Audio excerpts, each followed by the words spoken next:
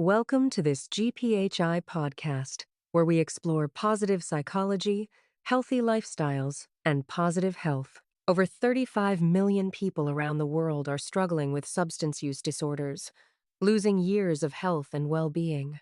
How can we support harm reduction and well-being? We're here today to unpack how positive psychology can create powerful change in addressing substance use. We'll follow the story of someone applying these strategies, break down the theories that explain the process of how positive emotions impact behavior, and offer practical tools clinicians and individuals can use for resilience among individuals with substance use challenges. Before we begin, it's important to emphasize that treatment of addiction disorder is beyond our scope here and often requires the guidance of an addiction specialist. We're focusing on individuals struggling with substance misuse. If you're wondering how positive psychology activities, such as gratitude journaling, mindfulness practice, and savoring a sunset can fit with navigating substance use, stick around for the why and the how. Substance use is complicated. It affects physical health, mental well-being, relationships, and so much more. So, a whole-person approach is essential, and that includes techniques grounded in positive psychology. Risky use can spiral into isolation, legal trouble, and chronic disease. Addressing these complex consequences needs to look at the whole person and what makes life worth living for them.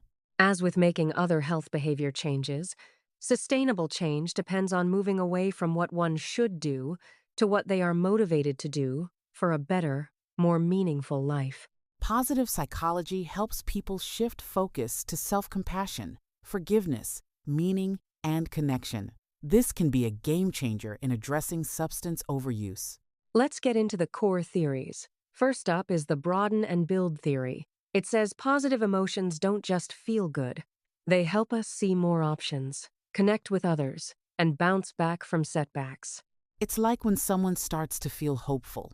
Suddenly, they notice opportunities for change they missed before. Positive emotions expand what we see as possible, making it easier to try new behaviors or stick with a tough goal. That's a perfect setup for change. There's also self-determination theory, which boils down to 3 needs: autonomy, competence, and relatedness. When people feel in control, capable, and connected, they're way more likely to take positive action. And don't forget social cognitive theory. It's all about self-efficacy. If you believe you can succeed because others like you have, you're more likely to put in the work. Building belief in yourself lies at the core of success, with a challenging goal of reducing harmful substance use. In substance use counseling using positive psychology, clinicians help clients discover their personal strengths and build on positive emotions and supports. And with motivational interviewing, a non-judgmental approach to looking at one's own reasons for change, along with positive psychology techniques such as appreciative inquiry that asks what is possible and doable, an individual can be gently guided to consider what they value, what joys their current habits block, and what a more fulfilling future could look like. That spark of hope often makes all the difference. Individual autonomy, empowerment, and ownership over change can propel the change. Plus, these approaches build resilience. When setbacks happen, relying on personal strengths and supports help people get back on track instead of giving up. And mindfulness-based interventions train people to notice cravings or tough emotions without reacting impulsively. The result? More choice points, less autopilot behavior. Yes, studies show that mindfulness can reduce substance use and lift mood. When people learn to pause and observe, they often find new ways to cope. Once they get the hang of mindfulness, individuals can start to feel empowered, not just around substances, but in all areas of their life. Something as simple as gratitude journaling can have a big impact. It shifts focus from what's wrong to what's right, even in the smallest ways. Gratitude can dampen the urge to escape with substances. Over time, it helps create a buffer against stress and negativity. Harnessing character strengths like creativity or optimism is another powerful tool. When people use their strengths, they feel more engaged and hopeful about their recovery. It's about seeing yourself as capable, not just broken or addicted. Let's take a look at one person's story. John is a 5-year-old Hispanic divorced man who struggled with alcohol and high blood pressure. His drinking caused relationship issues and stress at work. After a tough breakup and work warning, John's medical practitioner introduced positive psychology interventions alongside traditional substance use guidance and referred him to a health coach. At first, John doubted he could really change. He didn't want to quit entirely, just cut back. It wasn't a smooth ride. John struggled to keep his promises and faced setbacks. Practical tools like gratitude journaling and reframing negative thoughts about himself were offered to help John see himself in a new light. Even when John found it hard to notice positives at first, practicing self-compassion and reframing his thoughts slowly lifted his mood and sense of control. John moved from harsh self-criticism to self-kindness. His coach nudged him to treat himself like a struggling friend. This kind of self-compassion is linked to resilience. It helps people try again after setbacks instead of spiraling into shame or defeat. As John got more comfortable with the gratitude practice, he started to notice small moments of beauty, a sunset, a kind word that previously slipped by unnoticed. And from there, he found it easier to try mindfulness again, tackling cravings with a sense of curiosity rather than fear or self-judgment. A big turning point for John was learning to reframe his negative thoughts, like swapping "I'll never beat this" for "I'm making progress every day." That's so powerful because our self-talk shapes what we believe is possible.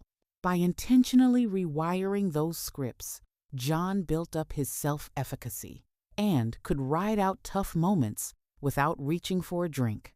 It's not about ignoring problems, it's about creating a more balanced, hopeful perspective that supports real change. And as John's confidence grew, his identity started to shift too. Instead of seeing himself as just an addict, he recognized his strengths and capacity for growth. Let's bring in the PERMA model: positive emotion, engagement, relationships, meaning, and accomplishment. As a framework to support substance use change, each element can be tied to reinforcing a behavior change goal. For example, savoring positive experiences can energize a person to stick with the actions towards a goal. And celebrating successful small steps along the way can make it easier to resist old habits. Also, building healthy relationships fills the void that substances sometimes occupy.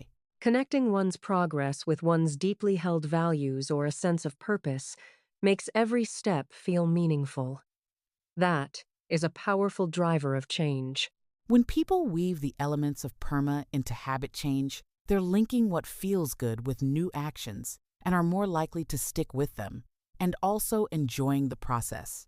Clinicians can adapt the 5 A's: ask, advise, assess, assist, and arrange with a positive psychology spin.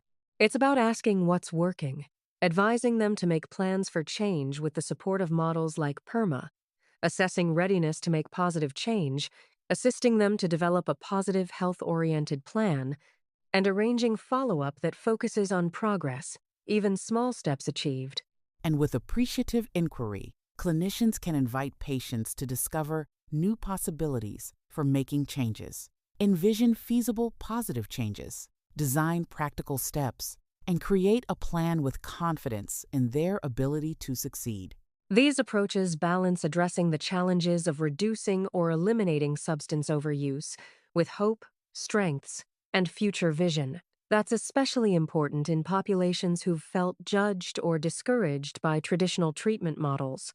Ultimately, it's about empowering people to write their own change narratives, focusing on what gives them a sense of meaning and vitality. One thing we can't gloss over: not every positive psychology strategy fits every person or culture. We need more research to tailor these interventions for diverse backgrounds. Absolutely. What works for John might not work for someone with different values or life experiences. The next frontier is adapting and individualizing these approaches so everyone can benefit. Still, the early evidence is promising. Positive psychology gives us more tools in our positive health toolkit. Using these methods can nudge shifts that can overcome difficult challenges in our health habits. Even small shifts can spark lasting change. And as the field evolves, we'll keep learning how to blend science, compassion, and culture to support addressing risky substance use and overuse for a broad spectrum of individuals. Let's wrap with some key takeaways. First, positive psychology interventions like gratitude, mindfulness, and strengths recognition and building can make a real difference in tackling substance misuse. Second, frameworks like PERMA help structure change in ways that feel doable and meaningful. Third, self-compassion and reframing negative thoughts are crucial for bouncing back from setbacks. If you're someone struggling with a substance use issue, seek help from a health professional. As you plan to make a change, consider weaving in some of these positive psychology techniques we've mentioned. Choose a small step. Notice how that shift feels. And don't forget to celebrate every step, no matter how small. Change isn't linear, and every bit of progress is worth recognizing. We hope these practical tips are helpful to clinicians in healthcare and individuals in self-care. Thanks for joining us as we explore the powerful intersection of positive psychology and addressing substance misuse. Please share this episode with someone whom you think could benefit, and subscribe to our channel for more positive health insights.